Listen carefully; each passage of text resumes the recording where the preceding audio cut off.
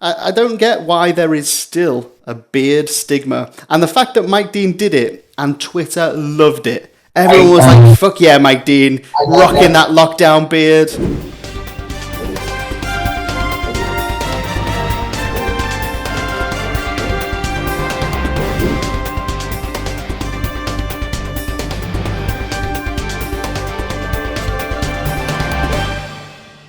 Did you see that? I haven't seen it, but I've heard about it. There was a show about 3 referees in the changing rooms that was done recently on BBC One. It was a comedy. It was a comedy. Yeah, I haven't seen it yet. No, that's so many people say it's dead funny, and people are saying, because there was one who was always on message, everything organised. There was another one who'd been for a pint and swearing, and for ages I've wanted to do something like that. The people, no matter what the FA say, they will believe them, and they will say, because the FA said it, that must be the truth. It's like Animal Farm. I always use the reference. Animal Farm. All referees are equal, but some referees are more equal than others. And if you look at Animal Farm and compare to the referee in community, it's so similar. I remember when we first spoke, and you said that to me, Martin, and then I hadn't started on the Northern League at that stage, and now I've done a season on the Northern League, and I know exactly what you mean, because there's certain referees that I've run the line for that have got. Well, there's one who's just been promoted to. See, I didn't even know it was possible, but I think because I thought there wasn't like an age limit, but I think he's about 20 and he's been promoted to level 3. It was a game we did on the Northern League, and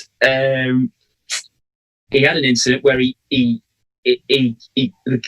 what happened? The striker played the box. It was in the box. The striker played the ball past the goalkeeper. The goalkeeper came and wiped him out, and the ball crossed the line before the keeper made contact with him. So it was a goal, and he could have just got away with it and gone. For some reason, he blew his whistle, and I'm thinking, "What are you doing?" So I'm walking in, because it was at my end, and I'm walking in, and I'm going, I'm signaling, I'm saying, "You need to come here because I can get you out of this, but we need to." And he's going, "I don't know why I did that," and he's just going, "I don't know why I did that." And I'm going, "Yeah, I don't know why you did it either." But I just went, "Look," I said, "Look, the ball's crossed the line. We can get out of this. Let's just give the goal and get on with the game." The observer came in, and the observer just wanted to congratulate him on his fitness, congratulate him this, that, the other. And then he turns to me and he goes, and there was an offside, and the centre forward was interfering, and it was 100%. That's why I raised my flag, because there was a player that it was coming back was interfering. I could see it clear as day. It was quite close to halfway line, so I stuck my flag up. It's all he wanted to talk about was me doing that, and and I had a bit of a word with him. I just said, "Look, for me, it was interfering, and that's why I put it up in case he takes the ball and runs with it, and then he's through on goal." And they wouldn't accept it, the observer. His coach, we'll leave the room, his coach then goes, "Yeah, I think you're right on that." But everything that had gone on in the game, I think, because the coach had sat next to the observer for the whole game, I think he'd been in his ear, I think he'd talked him down, I think he'd said, but he didn't want to defend me when I'd basically, because he's walking off the pitch, this incident, he's walking off the pitch, this referee, and he's going, "Oh, I've bollocks me promotion up now. There's no way I'm going up." And I'm saying, "Well, we got out of it," and he still got promoted. And I think because we got out of it, he got promoted, and basically he got a good mark off the observer as well, because the observer didn't mark him down because he got himself out of it. And that's why I look at it and I think, well, him missing a promotion there could have been the best thing in the world for him, because he has the experience. He gets another year to iron out them errors, so that when he does get to the next level, he's more experienced, he's more worthy of being at that level, and ultimately he can be a better referee when he gets up to that level. I think he'll be struggling next year. A 20-year-old at level 3 is either going to carry on going all the way up the ladder, because he'll have all sorts of support, or it's too much too soon and he'll fuck it all off. He'll be like, "Nah, this isn't for me." Yeah. And he's in uni as well, so he's had a lot going on in his life in terms of him because he's not from the northeast as well, and that was one of the problems. His coach almost did his pre-match for him, because his coach came in, he said, "You guys bother him, Because as soon as he opens his mouth, I think he's a posh twat. It's ironic. There's two really good points you touched on there. When I was at Wembley and I was a coach, a referees coach, when we first started out, they said, right, what we want to do is we're going to look at the marks the referees got with an assessor when a coach was at the game compared to when there wasn't a coach at the game. Yeah. And then do it whether your mark had gone up and gone down. I was the only coach that the mark went down when I was there. And it was purely because I had 3 referees who shouldn't have been there. One of them I had a big fallout with because I just said, look, you only got here because your dad is the assessor coordinator for level 4s in Cornwall. And there's no developments in your things. And I watched you in July. I had this game plan in July before the season started. I ignored it. His very first game as a level 3, walks out. He's waving to the crowds to his girlfriend in the stands of 8 people. Brilliant. You know, that's what you're dealing with. So we started thinking, well, why have they done this? Why have they done this? Because basically the referees aren't good, the coaches are mugging the assessors. Well, if you think about it, that's 3 insults in one big hit there, isn't it? Even though I've seen it and I've done it myself, and Nathan, I have just pointed an assessor in a different direction. But you're insulting the referee, saying he's not good enough. You're insulting the assessor because he's got mugged by a disingenuous coach, haven't you? So it's a difficult one to control. Yeah. I've seen exactly that on many, many times, where some of it might be he's a genuinely good referee, but he's having a shit game, so you want to protect. Or there's others that, like you say, might know his dad or something. But I've seen it. It's documented, and it is a really, really good point. One is they do get looked after, but 2, the transition from 4 to 3 is so big. Yeah. No one really looks at what's the content of those assessments that's got them there. I just think, you know, what's the look in the grand scheme of things, right? He's 20 years old. What's an extra year to him if he gets more experience there, and he really does have an outstanding season, and he is the best in the marketing system, and he really does blow the heads off. Now, I'm not saying that he hasn't earned it, because to be honest, he had a good game, and he is. But the thing is, when you just need those big moments come, you just need probably that little bit extra. And I'm a big advocate of dropping a bollock and then thinking, right, I'm not going to do that again. Because it's happened a lot in my time where I've made terrible mistakes as when I was starting, and even now, really, at times you make and you think, well, that was shocking, and you're sitting in the car on the way home and you beat yourself up. But ultimately, you come away from it and think, right, well, I did that last week, I'm not going to do that again. Yeah. And that's what sometimes you just need. You need for it to go wrong to learn your lesson. Yeah, the biggest learning points come when you fuck up. It's absolutely right. No, definitely. Yeah. It's interesting because we have I always say to the lads I coach, I've got a 2B who's 22. Yeah. 22-year-old 2B. And he made a mistake early on. He moved up from Plymouth to up here in Western-super-Mare. And I said, look, lad, you've got to do a few things, fundamentals. I do all my coaching around good housekeeping. Just do all the basics right, and the rest will develop naturally. And I just say, I pitch it round, you know, everyone knows what offside is. You know, Clattenburg knows what offside is and what a foul is and what a penalty is. Why is he, you know, FIFA and you're still level 4? What? It's the missing glue together that you put it all together. And the worst thing you can say to an assessor is, oh, my coach told me to do that. And I think if assessors ever hear that, I tell any assessors around here, absolutely phone me after the game and stop the debrief and say, oh, you only do that because scouts told you to do it. Not because you think it's right, not because you think it works. Yeah. Not, you know what I mean? All those little. So there's definitely an article there on that subject. Very much so, Nathan. Yeah. Just trying not to point fingers. Yeah. Martin Cassidy told me to flag it to lads. Drop you right in it. I remember early on in ref support, I called myself Martin Bin Laden because people treat us as a terrorist organisation. Oh my God, you should lose your charity status. You're comparing yourself to a mass murderer. I was like, God, this is going to be a long road, this. It's like the beard. Those who knew what I was doing with the beard on my team, people laughed at me saying, "Oh, that's on the lips of the nation, that is." My team. It trended on Twitter. Yeah. Oh yeah. And the understory was David Ellery said he doesn't. I don't want beards. Anyone with a beard would never be a top flight referee. Was what he said, and this was a few years ago. And two-thirds of the people chatting right now have got facial hair. And the thing is, it's 2020, and this kind of thing is in. It's not like it used to be in terms of if you had a beard, you were considered less of someone than if you were clean shaven and stuff like that.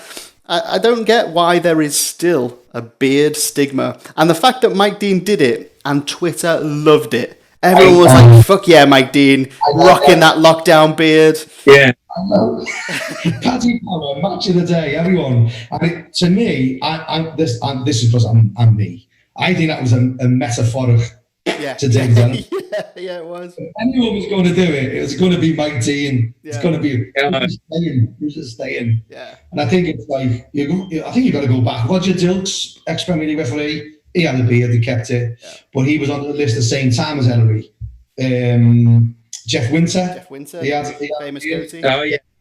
But apart from that, I don't think there's any interestingly from something that may sit in the part that you specialise in and obviously very passionate about is the connotations of a beard from a religious point of view. Well, actually, there is the guy, isn't there? Is it John Neil?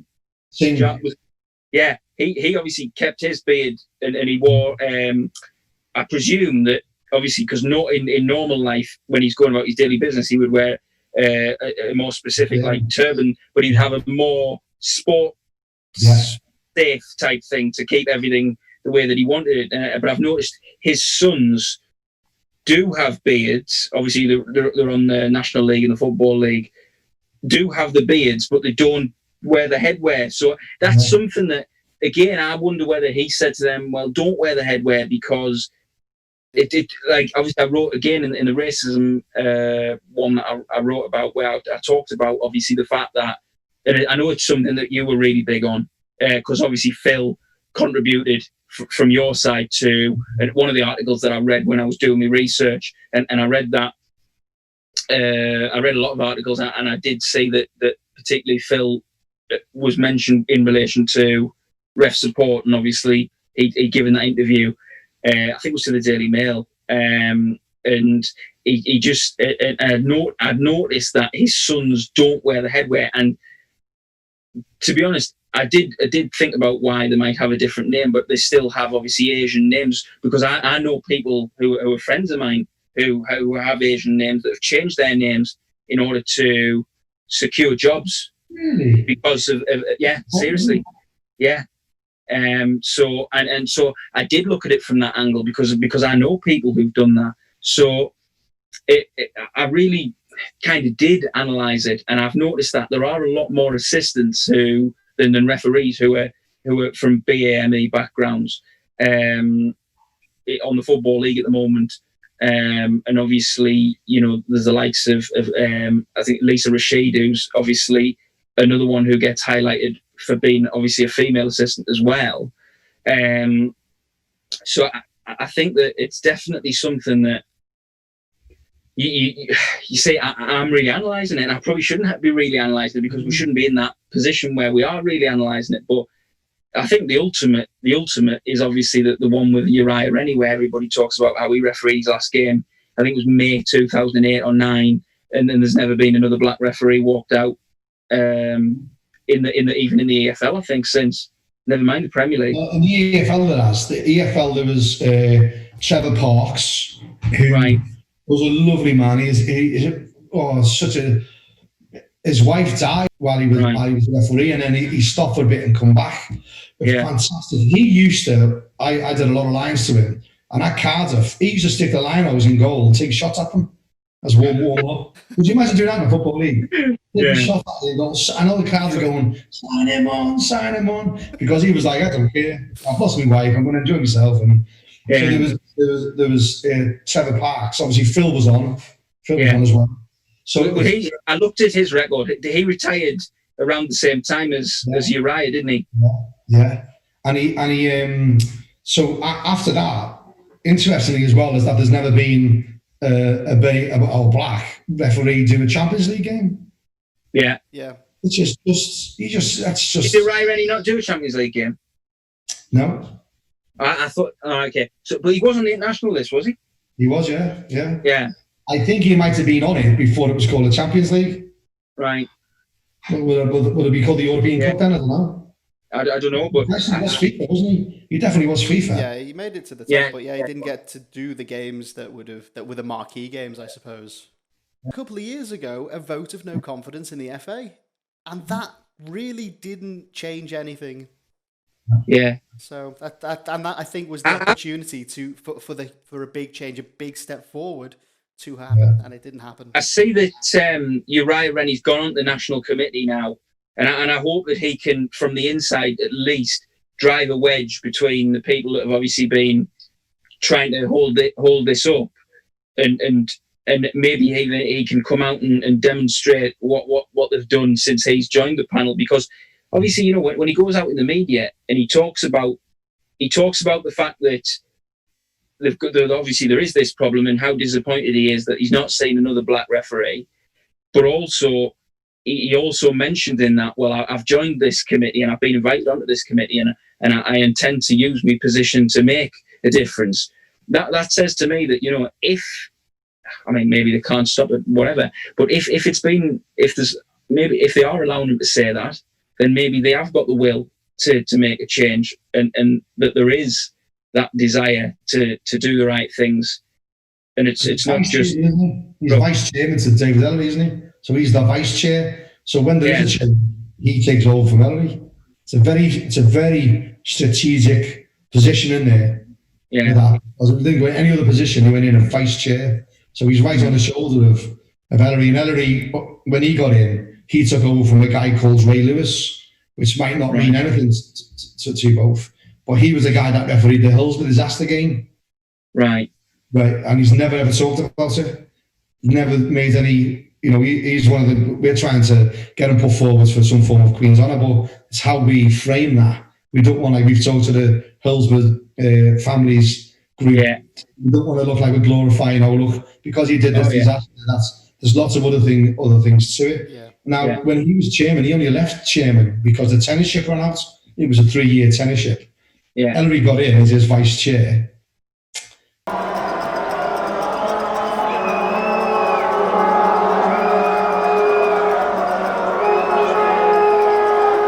Some LDOs come to us and say, will you do us a favour, will you post this question? Because the FA aren't answering us. Or if we say it, you know, they go, your trouble calls. Yeah. And I get so many LDOs and I say, this is a question from, it's a bit like question time, this is a question from the audience. and we look, and the amount of engagements, like Martin McLaughlin on our page, he absolutely battered, doesn't he? Absolutely battered. Poor fella. He does some of it he brings on himself absolutely 100%. Oh yeah, but it definitely does. However, these people will batter him because he said something bad about the referee, and it's not right. Yeah, they're battering him worse than he battered the referee in the pit. Yeah, I know, but I do think some of the things that he says are a little bit incorrect. I think he just needs to turn his caps lock off sometimes. Yeah, that would solve so many problems. We just turn bash. I reckon he does all his posts by headbutt the keyboard, but I've got, I don't know if you know this, Nate, I know Ant will. When he posts, it comes up, are you aware that Anthony Canavan, your name?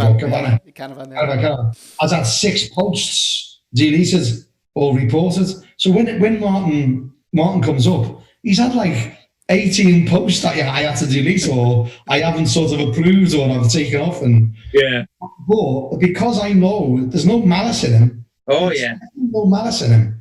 I think he's a good guy, but he just doesn't. He's just very blunt force. Yeah. It's 8 for engagement. How many people? He had 140. Yeah. Out of one post, he's like, right, here we go. People like that. Yeah. He gets his cup of tea out and he just watches them come in. And then I puts the thing in and it's like Good Listen, stuff. I can smell my wife cooking here, so I'm gonna go. I know this has gone on one thing?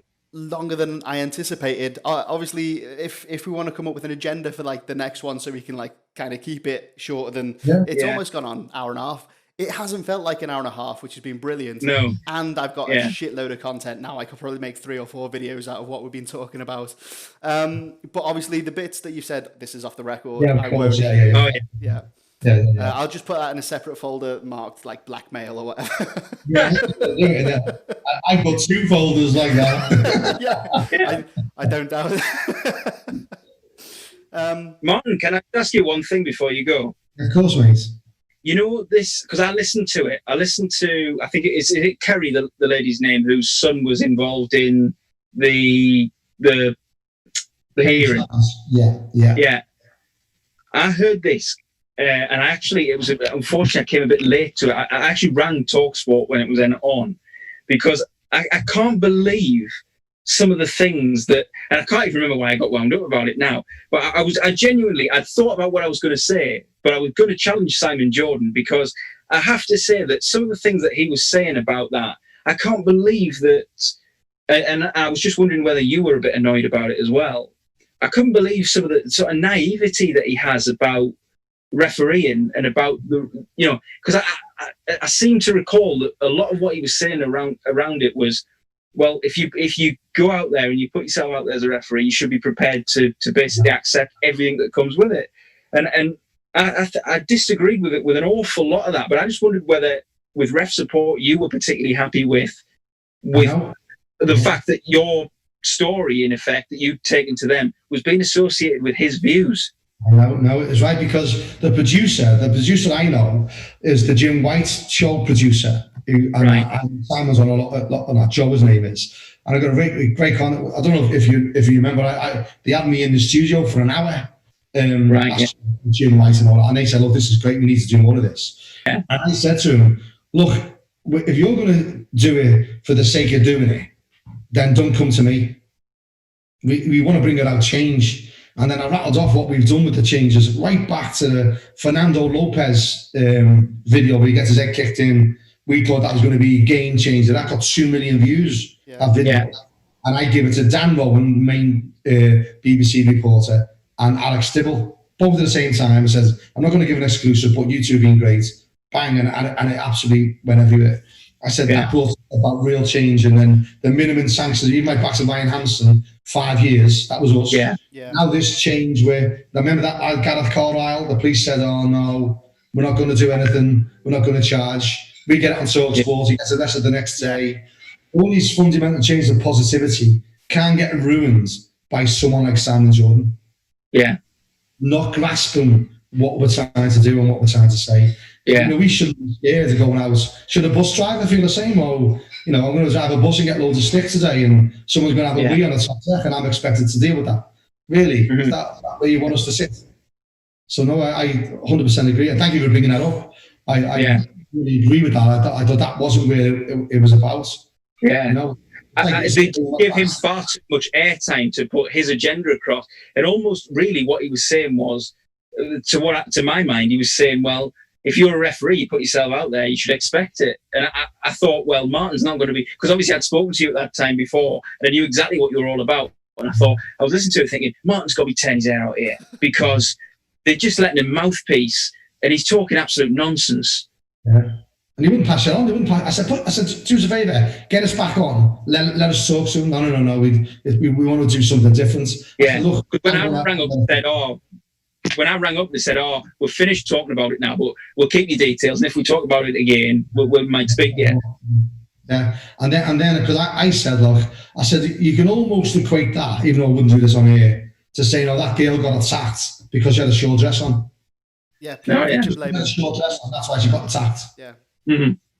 Or a low cut top. There's no difference in what he just said to what people would say. We wouldn't accept it there, so why should we accept it for the referee? Yeah. Yeah. So wasn't good. Yeah. Absolutely. Wasn't good. Well, Ant, thanks for managing this and organising it. Yeah. No worries. Let's keep it going.